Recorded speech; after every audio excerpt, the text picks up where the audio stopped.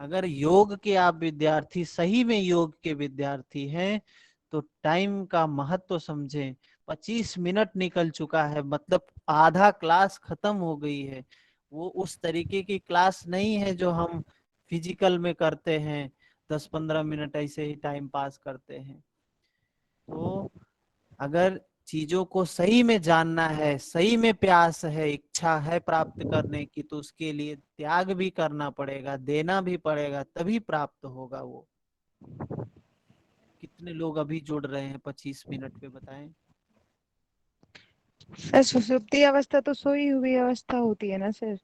हाँ, अभी हम उसको समझ लें, फिर हम उस पे बात करेंगे। अभी हमारे पास टाइम है, उस पे हम डिस्कशन करेंगे। क्या है ठीक है। स्वप्न के समान अव्यक्त विश्व जिसका अधिष्ठान है। उसमें भी बताया, स्वप्न में भी, कि स्वप्न के समान इसमें भी बोल रहे हैं, अव्यक्त विश्व जिसका अधिष्ठान है। लेकिन जिसके द्वारा अदृश्य लोक का ज्ञान अंतः चक्षुओं से होता है, जो सूक्ष्म विषयों का भोक्ता है और ज्योतिर्मय है। अच्छा, ये द्वितीय उसका बोला था, सॉरी। तृतीय में क्या है कि प्राज्ञ जिस अवस्था में प्रसुप्त, जो प्रसुप्त सुसुप्ति अवस्था है, प्रसुप्त मनुष्य किसी भोग की कामना रहित और न ही स्वप्न देखता। मतलब क्या है, वो निद्रा की ऐसी अवस्था, सुसुप्ति अवस्था क्या है, ऐसी अवस्था है जिसमें हम कोई स्वप्न नहीं देखते हैं, जिसमें हम कोई कामना नहीं रखते हैं, वो है सुसुप्ति अवस्था। कामना, अब जब हम स्वप्न देखते हैं तो स्वप्न में क्या होता है, सबको पता है, सबको स्वप्न आते हैं। कैसे स्वप्न होते हैं, कोई ना कोई, या तो दो चीजें होती हैं, या तो राग की चीजें होती हैं, या तो द्वेष की चीजें होती हैं। राग होता है तो प्राप्त करने की इच्छा होती है, द्वेष होता है तो नहीं प्राप्त करने की इच्छा होती है, भय होता है उससे। तो इस तरीके से स्वप्न अवस्था में ये होता है। लेकिन सुसुप्ति अवस्था में क्या होता है, सुसुप्ति अवस्था में कोई इच्छा नहीं होती है। हम सुप क्या है, प्रज्ञा होती है उस समय, ज्ञान होता है उस समय। कौन सा ज्ञान होता है, कि वह सुसुप्ति अवस्था है जिसमें कामना रहित, भोग की कामना नहीं रहती है, ना ही स्वप्न रहता है। सुसुप्ति अवस्था में जो एकाग्र वृत्ति वाला, एकाग्र वृत्ति वाला प्रकृष्ट ज्ञान स्वरूप, आनंद स्वरूप, आनंद का भोक्ता एवं चैतन्य तेजोमय मुख वाला, वह प्राज्ञ ही ब्रह्म का तृतीय चरण है। क्या बात बताया गया, कि सुसुप्ति अवस्था में जो प्रज्ञा है, प्राज्ञ है,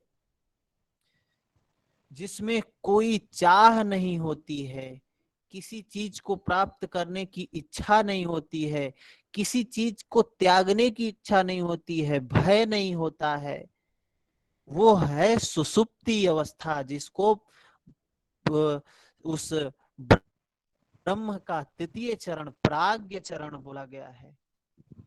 ठीक है, सुधा जी बोले, अब क्या पूछना था आपको इस पर। सर पूछना नहीं था। आप ये कहते ना कि सुसुप्ति अवस्था क्या होती है, तो मैं हाँ, ये कह रही थी कि सोई हुई अवस्था को सुसुप्ति अवस्था कहते बिल्कुल। सोई हुई हैं जी। अवस्था सुसुप्ति अवस्था है। और स्वप्नावस्था और सुसुप्ति अवस्था में अंतर आपने कहा था, कि स्वप्नावस्था में भी हम सोए होते हैं, सुसुप्ति अवस्था में भी हम सोए हुए होते हैं। लेकिन बात क्या है, स्वप्नावस्था में हमें भय सर होता हमारा है। चेतन तत्व सही रहता है, उसमें शायद चेतना रहती है स्वप्न में, आई थिंक। सुसुप्ति स्वप्नावस्था में क्या होता है, चेतना जी। जो है किसी चीज की कामना करती है, वो भोग जी। की इच्छा होती है। जब हम स्वप्न देखते हैं तो उसमें कुछ प्राप्त करने की इच्छा होती है, विषयों को भोगने की इच्छा होती है, या फिर विषयों का भोग करते हैं, लेकिन वो सूक्ष्म रूप में करते हैं, स्थूल रूप में नहीं करते हैं। क्योंकि जब हम स्वप्न देखते हैं तो अब स्वप्न में हम देख रहे हैं, हम मिठाई खा रहे हैं, तो वो तो मन तो मिठाई स्वप्न में खा हाँ रहा सर। है, लेकिन वास्तविकता तो होती नहीं है। लेकिन जब वो स्वप्न हम देखते हैं तो सच्चाई लगता है, झूठा नहीं लगता है। और जी जब सर। सुषुप्ति अवस्था होती है, उसमें उसमें कोई इच्छा, कोई भय, कुछ भी नहीं होता है। वो सुषुप्ति अवस्था है, प्राग्ञ अवस्था है, जो उस ब्रह्म की तृतीय अवस्था जिसको बोला गया एकाग्र की अवस्था है, आनंद की अवस्था है। जब आपको कुछ चाहिए भी नहीं, आपको किसी से राग भी नहीं है, द्वेष भी नहीं है, हैं? कुछ त्यागने की भी इच्छा नहीं है, कुछ प्राप्त करने की भी इच्छा नहीं है, ना आपको सुख है न दुख है। वही है असली आनंद की अवस्था, एकाग्रता की अवस्था। ये है उस अवस्था को प्राप्त करने के लिए जो हम प्रयास करते हैं, योगी प्रयास करते हैं, वो प्राज्ञ अवस्था है, आनंद की अवस्था है। हम आगे बढ़ते हैं, समझ में आया सभी को? चतुर्थ चरण क्या है? चतुर्थ चरण शिवम अद्वैतम, जिसको क्या बोला गया? पूर्ण ओमकार। पहला बोला गया आकार, जिसको हम बोलते हैं आ। दूसरा ऊ। तीसरा आकार का मतलब जिसमें हम सिर्फ होंठ को पूरा खोलते हैं, जीभ का कोई उपयोग नहीं करते हैं, होंठ का कोई उपयोग नहीं, दांतों का कोई उपयोग नहीं, सिर्फ पूरा मुंह खोल दिए आ। ऊ में होंठ का उपयोग सिर्फ होता है, दांत या जीभ का उपयोग नहीं। ऊ। फिर मकार, जिसमें दांत जीभ सब शांत होते हैं। और आगे इसका बहुत रिलेशन कई चीजों के साथ इसकी तुलना की गई है, आज आगे के उपनिषदों में उसको भी देखेंगे। तो क्या है, एक एक चीज को समझते चलें, क्योंकि जैसे जैसे आगे बढ़ेंगे और ढेर सारी चीजें आएंगी। फिर अगर हम बाद के लिए छोड़ देंगे कि आज नहीं, 2-4 दिन बाद समझ लेंगे, 2-4 दिन बाद पढ़ लेंगे, तो धीरे धीरे और चीजें आती जाएंगी। फिर ये सब मिलके खिचड़ी हो जाएगा, समझ में ही नहीं आएगा कौन कहाँ चला गया। तो अभी ही इसको मेहनत करके एकदम चमका लें, इसको बैठा लें हृदय में, ताकि जो और आए उसको अलग कर सके, उसको समझ सके कि इसमें और इसमें अंतर क्या है। तो क्या बताया? चौथी अवस्था वो शिवम अद्वैतम है, जो पूर्ण ओमकार जिसको बोला गया, ओम बोला गया जिसको, वो है तुरिया अवस्था, जिसको समाधि बोलते हैं हम, जिसको राजयोग बोलते हैं हम। क्या है? जो अंतः अंतः बाह्य प्रज्ञा वाला नहीं है, जो ना अंदर की बात है ना बाहर की, न ही दोनों ओर की प्रज्ञा वाला है। प्रज्ञा का मतलब क्या? प्रत्यक्ष ज्ञान, प्रज्ञा वाला ज्ञान, अनुभूति वाला ज्ञान, जो प्रकृष्ट ज्ञान पुंज नहीं है। न ही ज्ञान न ही अज्ञान, ऐसी अवस्था क्या? चित्त वृत्ति निरोधा। क्या बताया योग को? कि योग क्या है? चित्त वृत्ति निरोधा, जो क्लिष्ट का भी और अक्लिष्ट का भी। अज्ञान क्या है? क्लिष्ट है। ज्ञान क्या है? अक्लिष्ट है। मतलब ना ज्ञान ही है जिसको, ना ज्ञान है, वो है शिवम अद्वैतम, वो है तुरिया अवस्था, वो है समाधि। जो ना जानने की उस स्थिति में है और ना जानने की स्थिति में है, उसको कहा समाधि, उसको कहा तुरिया अवस्था, उसको कहा योग, उसको कहा उस अवस्था में हो जाता है क्या? तदा दृष्टु स्वरूपे अवस्थानम, उसमें यह दृष्टा अपने स्वरूप में स्थित हो जाता है। जब वो जानने और ना जानने की स्थिति में होता है, ना जानने की स्थिति में है और ना ही ना जानने की स्थिति में है, मतलब न वो ज्ञानी है न वो अज्ञानी है, दोनों नहीं है। तो एक उपनिषद में बताया गया था, ईशावास्य उपनिषद में, क्या विद्या को भी जानना है, अविद्या को भी जानना है। और यहाँ क्या कह रहा है, ज्ञान, ज्ञान भी नहीं है, अज्ञान भी नहीं है। जो ज्ञान इंद्रियां, कर्म इंद्रियां गम्य नहीं है, जो कर्म इंद्रियों और ज्ञान इंद्रियों न कर्म करता है, न ज्ञान इंद्रियों से विषयों की आसक्ति है, न विषयों का भोग करता है, जो प्रकृष्ट ज्ञान पुंज नहीं है, जो ज्ञान का पुंज भी नहीं है, ना ही ज्ञान अज्ञान है, जो ज्ञानेंद्रियों कर्मेंद्रियों गम्य नहीं, जो क्रिया रहित है, जो प्रतीकों से भिन्न है, जो चिंतन की कथन सीमा से परे है, जो एकमात्र अनुभव गम्य है। अनुभव की बात देखिए आई।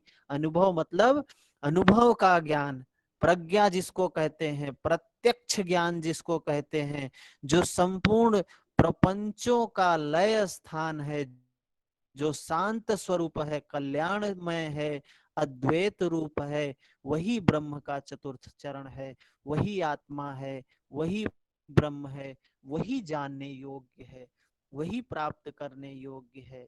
इस तरीके से ओम में ही आ उ म, ओम में ही सन्निहित है, ओंकार की मात्राएं ही इसके चरण हैं। ओम की आकार मात्रा को जान लेने पर साधक संपूर्ण कामनाओं को प्राप्त कर लेता है। अब बताते हैं कि जो आकार है, इसको अगर पहली मात्रा है, इसको जान लेने पर क्या होता है, संपूर्ण कामनाओं को प्राप्त कर लेता है और सबका वरिष्ठ बन जाता है। आकार आदि तत्व होने के कारण प्रथम चरण है। और इसके पहले हमने किसी उपनिषद में पढ़ा था, प्रश्नोपनिषद में सत्यकाम जो प्रश्न पूछते हैं, उसमें बताया आकार की उपासना से क्या प्राप्त होता है, मनुष्य लोक की प्राप्ति होती है। ऋग्वेद के ऋचाओं द्वारा मनुष्य लोक की प्राप्ति होती है। और यहाँ क्या बोल रहे हैं, यहाँ बोल रहे हैं आकार की, ओंकार की आकार मात्रा को जान लेने पर साधक संपूर्ण कामनाओं को प्राप्त कर लेता है। जो भी कामना होगी वो पूरी होगी, सबका प्रधान बन जाएगा। आकार आदि तत्व होने के कारण प्रथम चरण इसको बोला गया है। पहला चरण समझ में आया। फिर दूसरी बात क्या बताई गई, उकार। उकार मात्रा को जान लेने पर, अब उकार में कौन सा चरण है, तेजस। और कौन सी अवस्था है, स्वप्नावस्था। तो उकार मात्रा को जान लेने पर साधक ज्ञान की परंपरा को उन्नत करता है, ज्ञान की परंपरा को उन्नत करता है, समभाव वाला हो जाता है। उसके कुल में ब्रह्म को ना जानने वाला कोई नहीं रहता। जो व्यक्ति ओंकार के द्वितीय चरण को जान लेता है, क्या हो जाता है, वो ज्ञान की परंपरा को उन्नत करता है और उसके कुल में जो भी जन्म लेगा वो उसको प्राप्त करेगा, ऐसा कहा गया है। मतलब जैसे कि पहले के समय में होता था ना, कि अभी भी है, चतुर्वेदी जी हैं, ये द्विवेदी जी हैं, ये हमारे उत्तर प्रदेश के इसमें ज्यादा चलता है ये, कि उनके नाम के आगे वो वेदी शब्द लगता है। चतुर्वेदी तो द्विवेदी, और ऐसे ऐसे कुछ शब्द लगते हैं, जिसका क्या तात्पर्य होता था कि उनके पूर्वज उन वेदों को जानने वाले थे, जो चारों वेदों को जानने वाले थे। आज उनकी जो पूरी पीढ़ियां आ रही हैं, वो अपने नाम के आगे चतुर्वेदी लगा रही हैं। जो दो वेदों को जानने वाले थे, उनकी पीढ़ियां जो आ रही हैं, वो द्विवेदी लगाते हैं। लेकिन क्या वो लोग भी जानते हैं, वो वेद का एक शब्द का अर्थ भी नहीं पता है। अब आज के समय में उनको अर्थ भी नहीं पता है, लेकिन लोग नाम लगाते आ रहे हैं। लेकिन यहाँ क्या बोल रहे हैं कि जो उकार की मात्रा को जान लेगा क्या प्राप्त होगा, उसके पीढ़ी में उसके आगे वाले जितने भी कुल में कोई आएगा वो ब्रह्म को जानने वाला, ऐसा कोई आएगा ही नहीं जो ब्रह्म को ना जाने, जानने वाला ही जन्म लेगा, ऐसा कहा गया है। फिर बात आती है तीसरी, जो तीसरा पैर है, तीसरा चरण है, क्या बोला गया, मकार।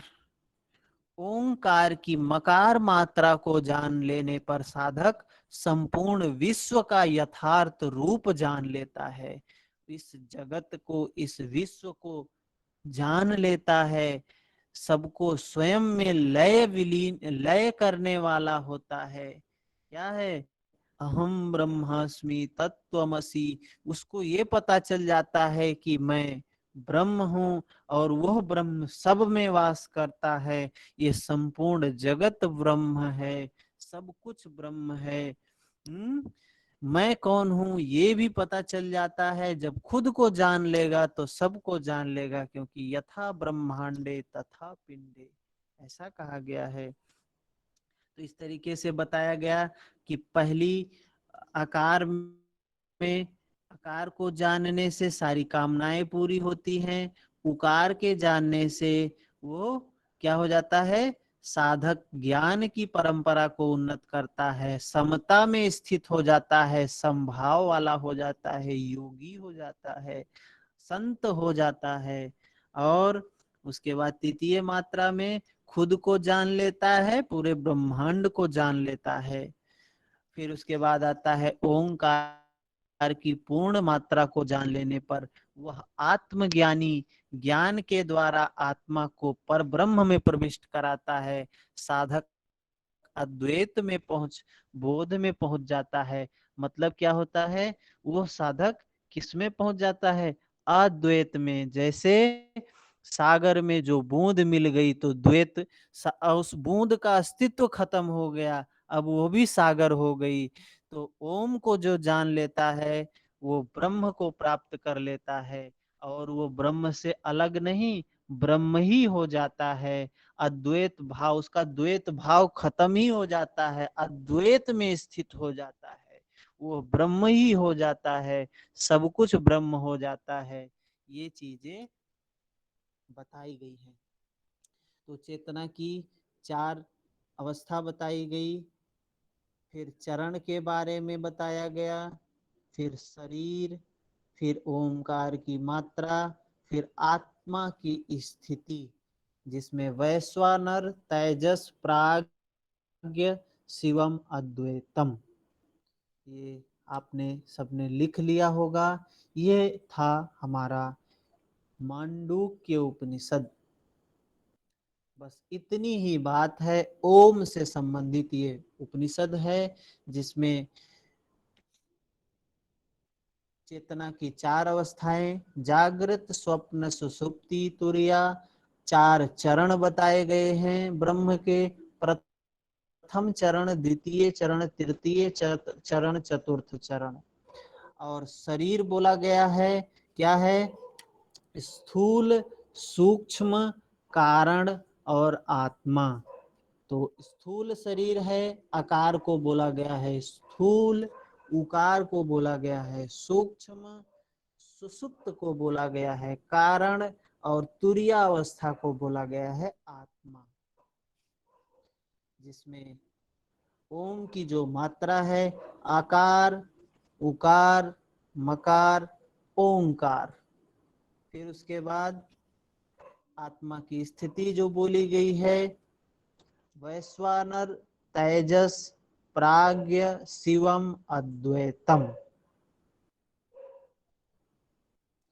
ये चार अवस्थाएं बोली गई हैं। अब किसी का कोई प्रश्न हो तो बिल्कुल बताएं, निसंकोच। आप कुछ बताना चाहते हैं तो स्वागत है।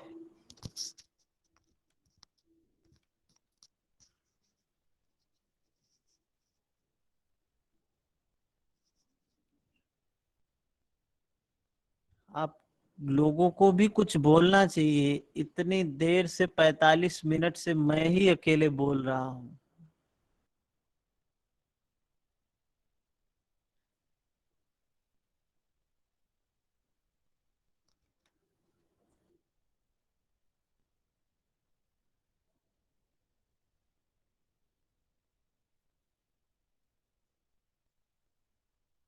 हेलो हाँ स्वयं जी। जी। इसमें जो ये ऊपर लिखा हुआ है हिंदू बौद्ध, ये थोड़ा एक्सप्लेन कर दीजिए। क्या? इसमें नोट्स में जो लिखा हुआ है हिंदू बौद्ध, ऊपर लिखा हुआ है पांडु प्रदर्शन में, तो ये उसको छोड़ एक्सप्लेन दीजिए। कर दीजिए ये अच्छा, इसमें वो ये इससे चीज वो संबंधित नहीं है। वो हमने कुछ लिखा होगा, अपने समझने के लिए लिखा होगा, पता नहीं अच्छा क्या लिखा है। और उस इससे संबंधित नहीं है। इससे कुछ चीजें होती हैं, पढ़ रहे होते हैं तो लिख देते हैं कहीं ना कहीं। ये हम खुद के लिए बनाए हुए हैं। आपको सिर्फ शेयर कर दे आपकी सहूलियत के लिए, आपको दिक्कत ना हो। जो अभी हमने पढ़ाया इसमें कोई चीज समझ में ना आई हो या आपको कुछ बताना हो तो बताएं। ठीक है, धन्यवाद। हाँ, एक चीज और रह गया है। ये उपनिषद पद्य में लिखा गया है, इसको नोट कर ले। ये उपनिषद पद्य में लिखा गया है। जी सर, हाँ। बहुत अच्छा सर समझाते हैं। इतना अच्छा तो सर स्कूल में नहीं समझ में आएगा। चलिए, अच्छी बात है तभी आपके तो सर अंदर। इतना अच्छा लगता है, इतना आनंद आता है समझने में कि हाँ सर हाँ। बोरियत नहीं महसूस होता है। कभी कभी क्या नहीं, टीचर स्कूल में पढ़ाते तो नींद जैसे लगने लगता, लेकिन यहाँ पे तो होता ऐसा है होता। लगता है कि जैसे हम हाँ हाँ गुरुकुल में बैठे हैं, सिर्फ घर पे थोड़ा शांति हो तो हाँ ऐसा हाँ। लगता है जैसे गुरुकुल में हम पढ़ रहे हैं। ये जान बिल्कुल बिल्कुल बिल्कुल। जी सर। ये भाव होता है ना, जब देखिए कोई हम काम जो करते हैं क्यों करते हैं, जीवन का जो उद्देश्य होना चाहिए वो क्या होना चाहिए? स्वांता सुखाय। जी सर। आज जो हम काम करते हैं वो किस लिए करते हैं? अर्थ की प्राप्ति के लिए। जी सर। अर्थ मिले, धन मिले। तो धन तो लक्ष्य होता है अपना मिलता सब है कुछ। लेकिन लक्ष्य होता है, उसके अंदर दिलचस्पी होती हाँ, है, तब उसमें क्या है, आनंद आता है। आज जो हम काम करते हैं, मान लीजिए हम यूनिवर्सिटी में पढ़ा रहे हैं, कोई भी टीचर है, आज सभी लोग नौकरी खोज रहे हैं। तो क्या चाहिए कि अर्थ की व्यवस्था। लेकिन जो हमारे समाज में, हमारे संस्कृति में, देश में जो हमारे ऋषियों मुनियों ने हमें जीवन जीने का जो तरीका बताया, क्या उसको जी। रखा? पहले धर्म को बताया, जी। धर्म, फिर अर्थ, फिर काम, फिर फिर मोक्ष की मोक्ष। बात की। जी। लेकिन आज हम क्या करते हैं? धर्म को किनारे रख दिए, धर्म से कोई लेना देना नहीं। जी। अभी मतलब सिर्फ अर्थ से है, अर्थ अर्थ से काम है। मोक्ष। तो धर्म जब हम निकाल के बाहर रख दिए, कितने बड़े चाणक्य नीति जो थे, शास्त्री थे, अर्थशास्त्री थे और राजनीतिज्ञ थे, कितने जी। उन्होंने सिद्धांत दिए। उनका एक वो कथन है, सुखस्य मूलम धर्मः। सुख का जो मूल है वो धर्म में है। जी, लेकिन और उसी को आज हम हम किनारे रख दिए हैं। आज हम सुख कहाँ खोज रहे हैं? सुख हम खोज रहे हैं धन में, धन में सुख खोज रहे हैं। और पूरे जीवन वही खोजते रहते हैं। अंतिम समय तक सिर्फ हाथ में मिलती है व्याकुलता, अशांति, दुख, पीड़ा, यही सारी चीजें अपने पास आती हैं। सर। तो हमें जो भी काम करना चाहिए, स्वांता सुखाय, खुद के आनंद के लिए काम करना चाहिए। अभी क्या है, काम करते हैं पैसे के लिए, काम करते हैं तो फिर मजा नहीं आता है। हमको भी नहीं, जो कर रहा है उसको भी नहीं मजा आता। जैसे ड्यूटी जो लोग करते हैं, अभी मैं देखता हूँ कि टीचिंग, सभी चाहते हैं कि हमारी टीचिंग नौकरी लग जाए, सरकारी वो भी। अब मैं देखता हूँ हमारे कुछ साथी हैं जो टीचर हो चुके हैं, जी। वो लोग क्या उनके दिमाग में होता है। वो स्कूल में बैठे हुए हैं, लेकिन उस समय उनके दिमाग में ये कहाँ इन्वेस्ट करना है, कहाँ सैलरी कितना परसेंट मिलनी है, क्या करना है, छुट्टी कौन कौन सी लेनी है। एक तो हद हो गई मूर्खता की। एक हमारे मित्र हैं, सोनभद्र से हैं, उनका हमने देखा स्टेटस पे वो लगाए थे कि 12 लीव मिलती है, उस सीएल को कैसे लें ताकि मैक्सिमम यूज हो जाए। तो हमने कहा देखो इनका पूरा दिमाग अब छुट्टी लेने में लगा है, सुख अरे नहीं है जीवन में। एक टीचर थे, वो कहे मेरा जॉब ये सबसे अच्छा है। तो टीचर की जॉब होती है साल भर में 264 दिन ही पढ़ाना पड़ता है, इससे ज्यादा हम्म। सुकून और किसी सर्विस में नहीं है। हम कहे आपकी सोच भी अच्छी। हाँ, तो हम सौभाग्य से ये पद मिला है गुरु, जो गुरु का पद, किसी को शिक्षा देने का, ज्ञान देने का जो अगर स्थान मिला है, बहुत बड़ी बात है। और हम वहां पहुंच के कितनी घटिया सोच रखते हैं, कितना नीचे स्तर का सोचते हैं, जीवन में सुख कैसे मिलेगा हमें। जी जी तो जीवन को जीने के लिए, जीवन यही कहा, योग क्या है, योग जीवन जीने की कला है। कला। योग कोई आजीविका का साधन नहीं है। जी योग को कैसे जीना है, जीवन को कैसे जीना, ये योग से सीखना है, योग में जीवन को जीना है। योग कोई जी ये नहीं है कि 1 घंटा कर लिए, सुबह शाम कर लिए, बस योगा हो गया। वो योगा है, वो एक्सरसाइज है, लेकिन जो योग है वो जीवन को जीने का नाम ही योग है। तो ऐसे ही हम एक एक उपनिषद को ऐसे ही करते चले जाएंगे, आप देखेंगे कि इतना सरल तरीके से। और हम यूजीसी नेट नहीं क्लियर कर पा रहे हैं, इतना सरल जी है यूजीसी नेट क्लियर करना। इन चीजों को समझ लेंगे, नेट तो अपने आप ही क्लियर हो जाएगा, जी उसके सर, लिए कोई जी कुछ सर। करना ही नहीं पड़ेगा। बस जाएंगे वहां, जैसे ही बैठेंगे एक एक क्वेश्चन खोलते जाएंगे, सब समझ में आता जाएगा, मारते जाएंगे और देखेंगे सारा नेट क्लियर। लेकिन जी सर। उतना करें तो हम, जी सर। उतना दें तो हम। अब जी हम देना कुछ नहीं चाहते हैं, लेकिन लेना सब कुछ चाहते हैं। मिल जी जाए सब कुछ लेकिन देना ना पड़े, तो जी सर। कहाँ संभव है। तो वो कहा, ये तेन त्यक्तेन भुंजिता, आप जितना त्यागोगे उतना ही भोग सकते हो, जी सर। उतने की ही मालिक हो, जितना छोड़ोगे मुट्ठी में उतना ही रहेगा। तो यही है जीवन, उल्टा जीते हैं तभी जिंदगी भर पीछे का समय अच्छा लगता है, कि पीछे वाला जो समय बीत गया वो अच्छा था। अगर सीधा जीने लगेंगे, सही जीने लगेंगे, तो भविष्य, वर्तमान अच्छा लगने लगेगा, कि पीछे कम ज्ञान था, कम उम्र थी, कम अनुभव था, इसलिए उस समय अच्छे से नहीं जिया। लेकिन अभी अनुभव हो गया, अभी ज्ञान हो गया, तो अभी और आनंद बढ़ गया, सुख बढ़ गया। लेकिन उल्टा होता है, हम समाज में, हमारे लोग कहते हैं पुराना समय, बचपन का समय अच्छा था, पीछे के समय अच्छा था। अभी तो दुखी दुखी हैं, व्याकुल ही व्याकुल हैं, अशांत ही हैं, टेंशन में हैं, तनाव में हैं, और डिप्रेशन में हैं, दवा खा रहे हैं।